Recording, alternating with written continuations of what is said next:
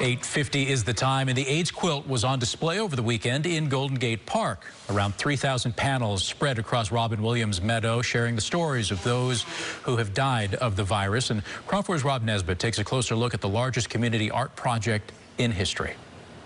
Eric Joan Dunk. It's an impressive sight to see. The AIDS quilt sprawled across the grass of Golden Gate Park, the first time it's been on full display since 1996 when it covered the National Mall in Washington, D.C. Maurice M. Cleve Jones came up with the idea for the quilt 35 years ago during a candlelight march in memory of Supervisor Harvey Milk and Mayor George Moscone. It was November in 1985, and the AIDS death toll in San Francisco hit 1,000. It only happened, though, because so many people shared my need to express our grief and our anger, our outrage at the lack of government response. What started as an idea to memorialize the men and women dying of AIDS still lives on to this day, growing to more than 50,000 panels with more than 100,000 names of those who have died of the virus. It doesn't matter what other people say, because believe me, everybody told me this was the stupidest thing they'd ever heard of.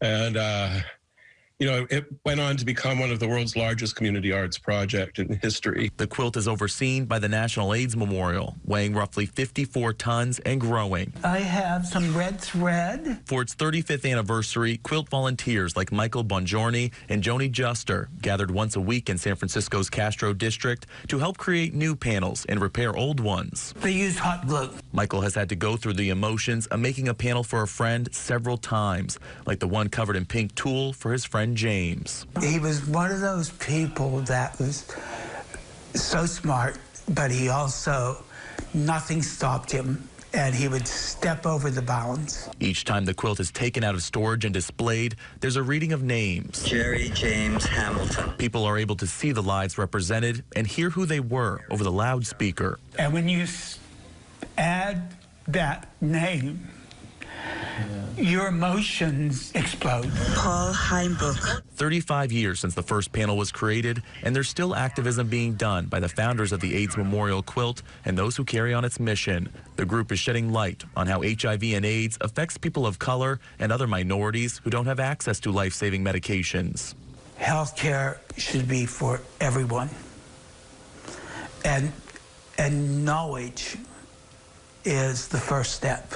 It's why new panels are sewn every day and added to the biggest display of the quilt ever seen in San Francisco. Represents a great deal of love, and the power of love, the power of community, what family really means. For generations to understand why the first threads were stitched. Robert Gordon Baker. In San Francisco, Rob Nesbitt, KRON 4 News. 8:53 is the time, and a quick reminder that we are also celebrating Pride Month later this month with a special that we're putting together.